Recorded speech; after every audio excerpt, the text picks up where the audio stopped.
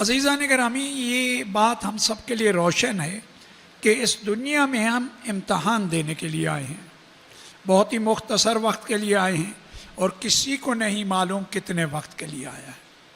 نہ اس دنیا سے جانے کے لیے جوانی کی قید ہے، بڑھاپے کی، بیماری کی نہیں۔ آپ دیکھتے ہیں کہ کتنے بیمار موجود ہیں، صحت مند چلے گئے ہیں، کتنے بزرگ معلوم ہیں موجود ہیں، جوان چلے گئے، کتنے جوان موجود ہیں اور بچے چلے گئے ہیں۔ تو ہمیں ایک نہ ایک دن جانا ہے، ہم آئے ہی جانے کے لیے، اور آگے مطمئن رہیں کمال ہی کمال ہے۔ آگے کی جو منزل ہے نا، اس سے گھبرانا مناسب نہیں ہے، بلکہ آپ بہتر مقام کی طرف ہم قدم بڑھانے والے ہیں۔ لیکن جانا ہے کامیاب ہو کے جانا ہے، جانا ہے مکمل پاکیزگی کے ساتھ جانا ہے۔ اس میں کامیابی کس طرح؟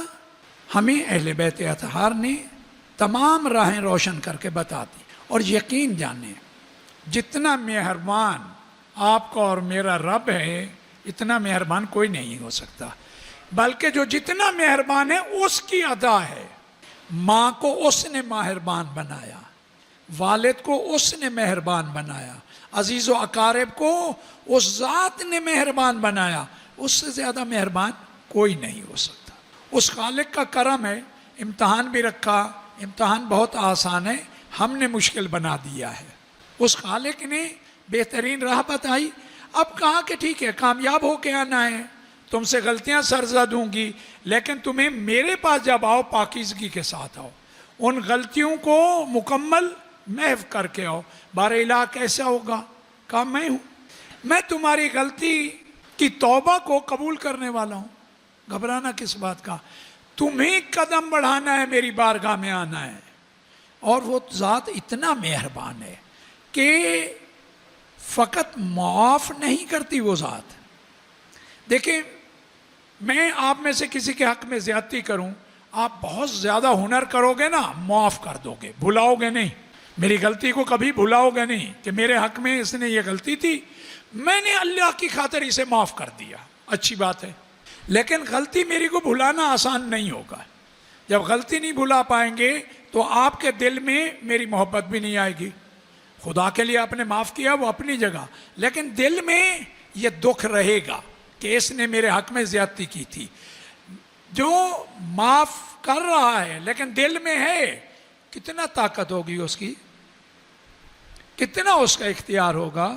اور رب العزت اس تمام اختیار کے بعد کہا کہ دیکھو، جب میری بارگاہ میں توبہ کرنے آؤ گے نا، میں فقط معاف نہیں کروں گا، ان اللہ یحب التوابین، محبت بھی کروں گا، یعنی مزید عطا بھی ہوگی۔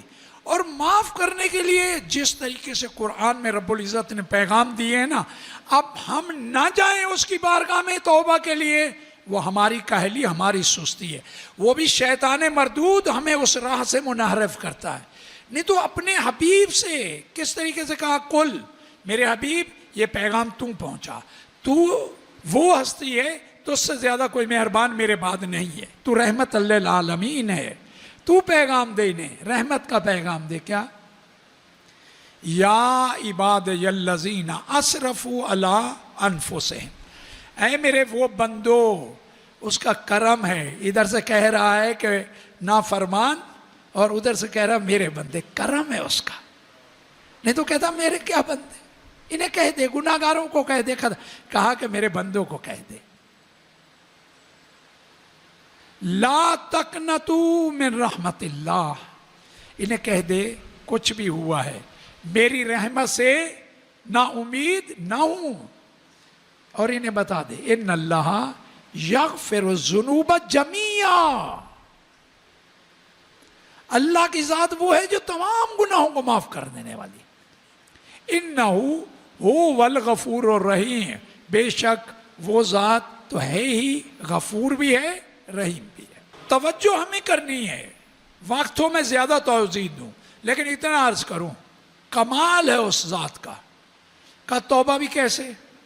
کہا میرے حبیب نے پیغام دے دے۔ سرور کائنات فرماتے ہیں الندم توبۃ، فقط پچھتاوا ہی کیا ہے؟ توبہ ہے۔ مجھ سے غلطی ہوئی. میں نے کہا نہیں, یہ میں نے اچھا نہیں کیا. اس کے حضور وہ حاضر و ناظر ہے, میں نے اچھا نہیں کیا. اہل بیت حاضر و ناظر ہیں, میں نے اچھا نہیں کیا. میرے وقت کے امام حاضر و ناظر ہیں, میں نے اچھا نہیں کیا.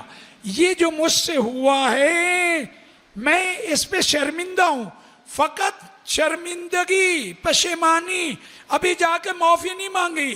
پیغمبر اکرم فرماتے ہیں یاد رکھنا یہ تمہارا پچھتاوا توبہ ہے. الندم ندامت, شرمندگی کیا ہے؟ توبہ. بس اتنا. اب اتنا تو کرنا چاہیے نا. اور آگے کیا کہا؟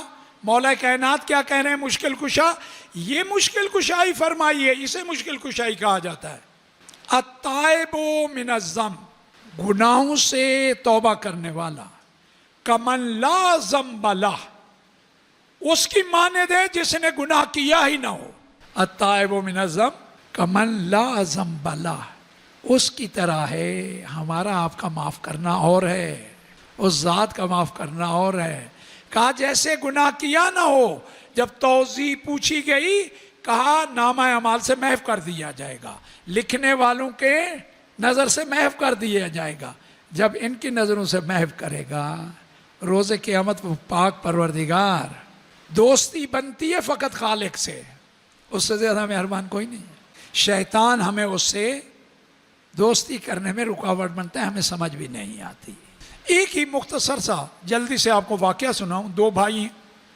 ایک بھائی بہت ہی الحمدللہ باعمل, با کردار, ہر چیز کو وقت پہ انجام دینے والا. ایک میری طرح سست, نماز کو کبھی ادا کرے کبھی نہیں کرے, کبھی وقت پہ کبھی آخری وقت میں کبھی قضا.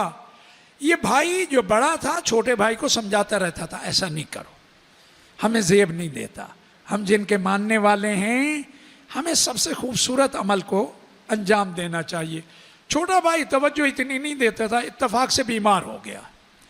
بیماری اتنی بڑھ گئی, اطباء نے جواب دے دیا. ڈاکٹروں نے کہا اب بچنا, کہا کہ اب اس کے پاس چند لمحات ہیں, دن بھی نہیں ہے. بڑا بھائی ہے, سرانے بیٹھا ہے, رو رہا ہے. بھائی ہے نا, اور روتے روتے کہہ رہا ہے تمہیں کتنا سمجھاتا تھا, کاش تم توجہ دیتے, آگے کی منزل تمہارے لیے آسان ہوتی. چھوٹا بھی سننے کے بعد رو رہا ہے, پچھتا رہا ہے. الندم توبۃ.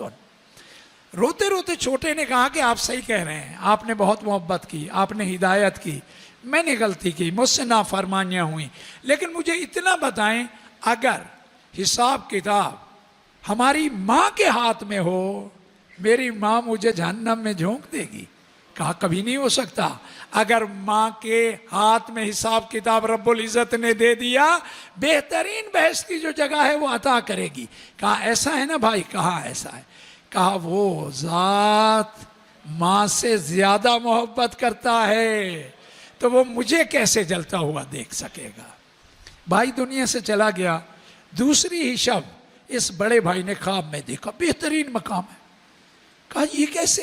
کہا وہ جو آخری وقت میں نے جملہ بولا تھا نا, اللہ رب العزت نے کہا یہ مجھے اتنا مہربان کہتا ہے تو حق ہے اس کے ساتھ مہربانی کی جائے. اس کا وہ پچھتاوا, اس کا وہ گریہ اس کی نجات کا سبب بن گیا. عزیزو آخری دن ہے تقریباً, مجھے نہیں معلوم پھر موقع ملے یا نہ ملے, اگلے سال پرسہ دے پائیں یا نہیں دے پائیں مجھے نہیں معلوم, یہ شرف ہمیں عطا ہو یا نہیں ہو مجھے نہیں معلوم. لیکن یہ شبیں بہت سخت ہے. آپ کو معلوم ہے کون سی شبیں ہیں؟ یہ وہ شبیں ہیں, پہلے اتنا عرض کر دوں کہ جناب زہرا کا ہاتھ اب پسلیوں سے ہٹتا نہیں ہے. اور بی بی کے لیے تو خود بابا کی جدائی کم نہ تھی. بابا کے آخری لمحات ہیں, آخری لمحات. زہر اثر کر چکی ہے رسول اللہ پہ, اب کہاں آئیں گے جہاں سکون ملے گا. ام ابی, ہاں یہاں سمجھ آتا ہے. ماں کے پاس بچے کو سکون ملتا ہے نا, تو کہتے تھے یہ کیا ہے؟ یہ میری بیٹی نہیں میری ماں ہے. آئے, سر رکھا بیوی کی آغوش میں, بیوی کو معلوم ہے زہر اثر کر چکا ہے. کہا میں چاہتا ہوں تھوڑی دیر آرام کروں. بیوی نے کہا بابا آرام کرے. آغوش میں سر رکھا, آنکھ لگ گئی. ماں کی گود میں جب بچہ سر رکھے گا, تھوڑی دیر ہوئی دھک الباب ہوا. کون؟ کہا بہت دور سے آیا ہوں، رسول اللہ سے ضروری کام ہے، ملاقات ضروری ہے۔